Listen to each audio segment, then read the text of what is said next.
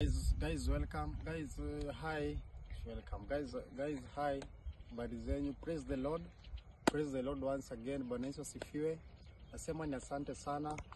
Hii usiku tumejipata hapa guys. Tulikuwa mission guys. Tulikuwa tunajaribu kuokoa mtoto. Kuna watoto ambao wamekuwa wakikidnapiwa. Wanauza body parts zao, sehemu zao za mwili, lakini mtume Raphael na mtume Michael wametusaidia sana. Ule gaidi ambaye alikuwa anajaribu, tulikuwa tumejaribu kumkimbiza, hatukuweza kumshika, lakini mtume Michael na mtume Raphael wakatusaidia sana guys. Wameweza kushika yule gaidi na kauawa hapo. Na kulikuwa na huyo mtoto ambaye walikuwa wameshika.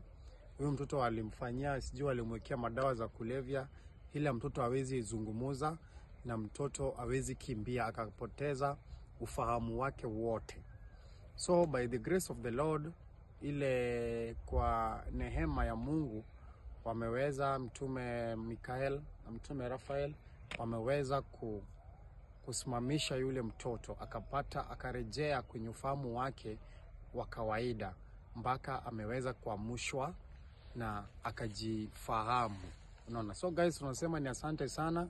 Tunaendelea, tunawaambia guys, msituache, mnaendelea tu na kusimama na sisi, support, you be prayerful guys. Tunakaa watu ambao tunaomba kila wakati, hata popote mlipo guys. Make sure ukiamka asubuhi, ambia Mungu wako asante, piga magoti kama unaweza piga, kama unaweza simama, unasimama, unapiga magoti, unaambia Mungu asante sana kwa asubuhi ya leo kuweza kuamuka. Unajua kuamuka ni ile ni neema tu ya Mungu, unaona? Sababu kuna wengine wakilala wamelala hivyo. Hivyo wewe Mungu akikupea nafasi umeamuka asubuhi, please dada zangu, ndugu zangu, hakikisha umeambia Mungu asante. Unaomba, unasema asante. Jioni pia guys, kabla ulale, chukua tu dakika kidogo tu. Haitakugharimu kitu yoyote. Omba Mungu, usisahau. Sababu najua guys, mimi nawapenda sana, lakini najua mwezi sahau kukula.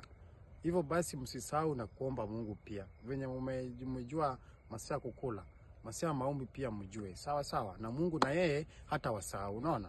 Mungu na yeye kama utamsahau kukumuomba, na yeye atakusahau kwa kila ambacho unataka. Ile plan yako Mungu atakaa na wewe. Nashukuru sana guys, muendelee kusimama na sisi. Ndio niliamua niwape update jinsi ambavyo mambo imekuwa.